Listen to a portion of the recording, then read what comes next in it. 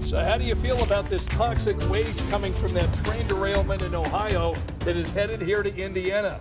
One of the topics we're getting into here on this Tuesday night. Felicia's back. We've got Angela with us tonight, and we are staring at 70 degrees tomorrow, Felicia. 70 and sunny. Let's all come up with a case of it. Yes. We have a joke. You already got that sore throat. Yeah. You've got day off tomorrow. No. Don't joke like that. Because I actually did that one time, and I actually ended up getting sick. And I was like, that is the power of speaking over your body. But we have a little running joke here that, you know, oh, that person didn't come in on a beautiful weather day. Yeah. They must have had the case of 70 and sunny. Yeah. 70 and sunny. That's what we're going to have a case of tomorrow for sure. Good way to start a new month. Yeah, mid-40s to start, so maybe a jacket in the morning, but boy, you won't need it long. We'll be in the low 60s by noon, and highs tomorrow near record levels. The record is 71, and we have 70 in the forecast. We will be tracking a little frontal boundary that will move from north to south. Might be just enough to trigger a few spotty showers and storms, mainly along and south of the Ohio River. We have really dry air over central Indiana, so we think that dry air will eat away at a lot of that moisture, but we'll keep an eye on it for you basically this time tomorrow night. And then Thursday, behind the front, we're going to be cooler. So instead of 70, we'll be in the mid-50s, and then we're going to quickly turn our attention to another powerful storm system. You're going to hear some of the national media talk about this too, because it's going to move like the last several have, from west to east, impacting a good part of the country with high winds, threat of severe weather, snow. We're going to be kind of in the warm sector with rain, maybe an inch and a half of rain from Thursday night into Friday. At this point, the severe threat stays to our south, but we'll keep you updated on that. And then the northern part of the state will be in that chance of some snow. Right. Snow lovers have got to be so frustrated this winter because we just haven't had much, have we, Felicia? Yeah, I think they'll be okay. But I noted this earlier. I do feel for the people who make a living with snow removal. I mean, that could potentially be a lot of money made in the season, or like this season, nothing. Like no money made. Yeah. Yeah, we've had a couple of systems, but we're going to end February with a trace of snow. And prior to this year, that had only happened 5 times since 1871. And even with that trace, I remember our snow person calling, and I was like, no, I don't. I think we'll just wait for it to melt. But yes, because we had a warm day the next day. We've had a lot of that. I threw some salt out the door and tiptoed to the car. Wow. All right.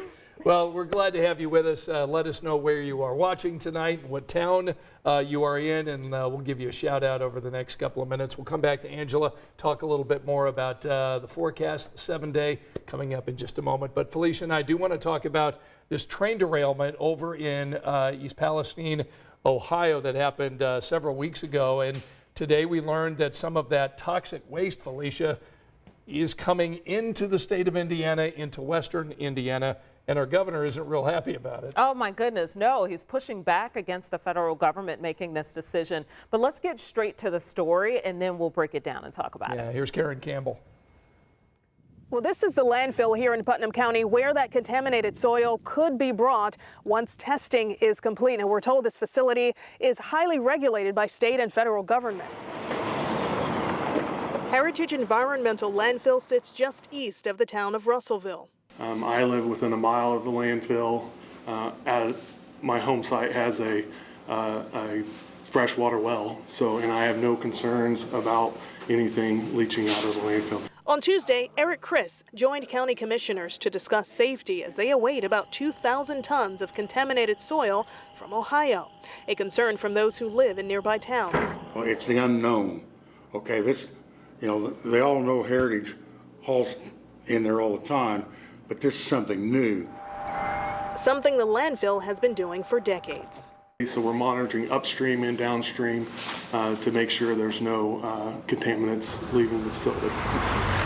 It's contaminated with low levels of butyl acrylate. It's a very common chemical. It's found in caulk, sealants, paints. Levels well below what the landfill is allowed to receive. The regulatory level is 6 parts per million that you're allowed to receive here at the landfill.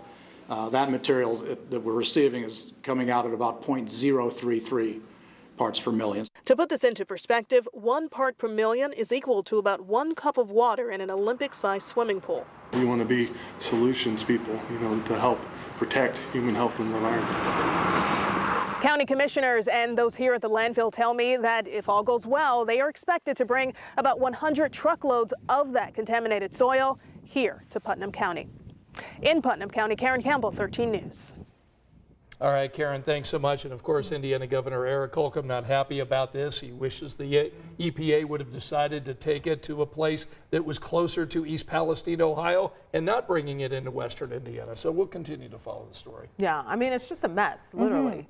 It Literally. is. And I kind of get that, you know, because you're bringing this contamination now across state line, across another state line. 100 truckloads. Right. Yeah. So it's not just, I mean, I kind of get the governor saying, Right. put it somewhere close to where the site is rather than continue to spread it all the way around Right. the country. Yeah. Right. And then let's be honest, I mean, nobody wants it in their backyard. No. Yeah. That's just the fact of the matter, but it has to go somewhere. So that's a tough one, one that we'll continue to follow, and one that, of course, we hope works out for all parties involved. That's for sure. So let's talk about the story. Yeah. Scott was like, we got to talk about it again. So I appreciate that because this was one of our Black History Month stories, but it was also just, we of course, year-round work to profile notable people in our community who are just doing awesome things. But I got a chance to speak to Dr. Colette Pierce-Burnett, and she's the new president and CEO over at Newfields, you know, the art museum here in Indianapolis.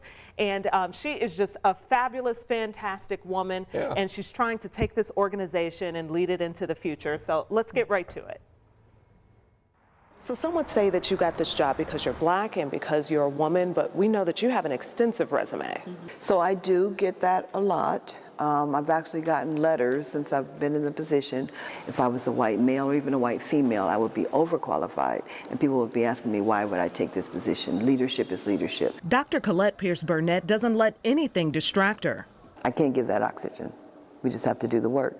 Because if I start focusing on that, I can't focus on meeting the mission of Newfields. We're going to be that template cultural institution in a very, very grand way. For the 7 months she's been president and CEO at Newfields, she and her team have been focused on that goal, despite COVID, America's social justice issues, and several PR crises.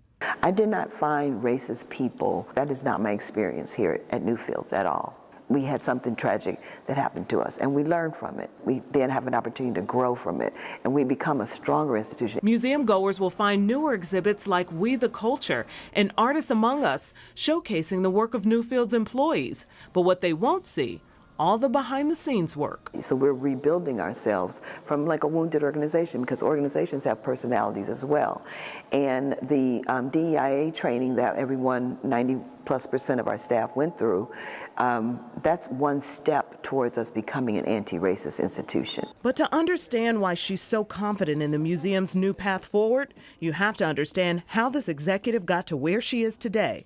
So as a child, my mother used to take my sister and I to every museum in Cleveland, Ohio. I remember very vividly not seeing myself in any of those places, because I'm a child of the 60s, so I don't remember seeing myself. She has often found herself one of the only and one of the others, and that often inspires the fire in her work today. You know, young people in traditionally marginalized populations don't need to be saved. They need good books, good teachers, and exposure. Absolutely. Okay, so I got to tell you, the first time I drafted up this story, it was like 2 minutes longer than what we just saw. The producers are like, cut it down, cut it down. But that's how awesome the conversation was and how dynamic of a leader she is. So, you know, Newfields has been around 140 years. She's looking forward to leading it for, you know, into the future so that it'll be here another 140 years. But one thing that she, two things I'll say, not only is she not afraid to have some of those tough conversations. We know Newfields has hit some bumps in the road that we mentioned in the story.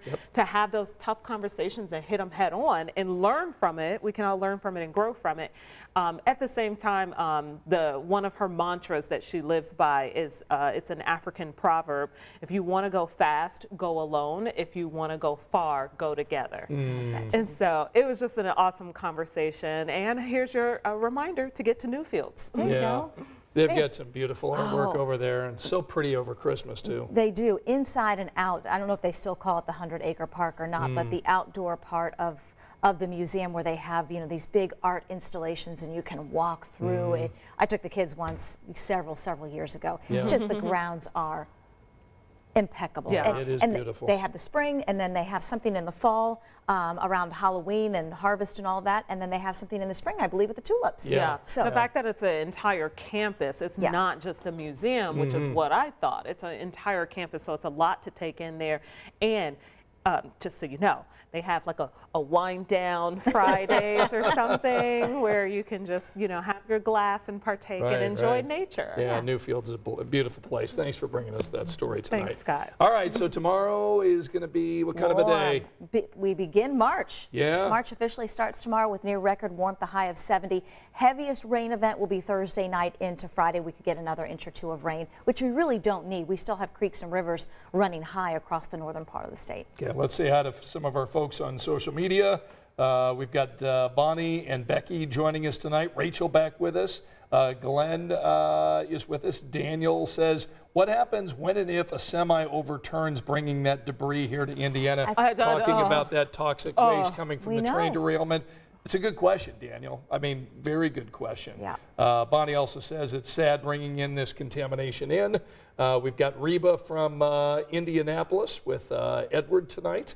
And Tricia saying, hello, Angela Buckman. Glenn is with us.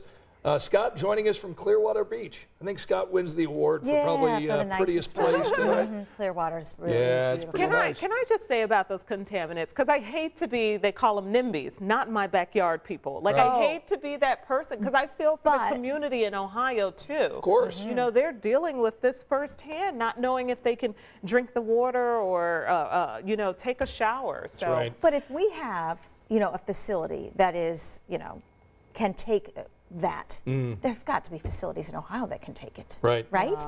I think they mentioned 3 other states. I think Ohio being one. Texas was one. Texas and Michigan, I think, was the other one, including. That are only equipped to take that kind of stuff? or that are taking it. I don't know. There may okay. be others, but you know, those in addition to Indiana. Monica's with us tonight from Lafayette. Gloria here in Indianapolis. Bonnie from Crawfordsville. Tammy from Crawfordsville as well. Wes is back with us tonight. Bonnie saying hello to all, and Ralph back with us from Alabama tonight. Nice. So we got a whole group. Alabama. By the way, we did end up with 2 EF1 tornadoes, so we'll talk about that at 11. Good. Confirmed by the National Weather Service today. Okay, we've got a lot to talk about tonight. We've got Rachel Krause working on a story about a volleyball coach. Really disturbing story. Some accusations that they took former volleyball players' pictures and put them on photos of naked women. That's a story that we're going to be looking at tonight with Rachel Krause. And then friend of the show, Lauren Kostick, also joining us tonight. Angela's got her 7-day forecast when we see you in about 45 minutes over on Channel 13. Good night.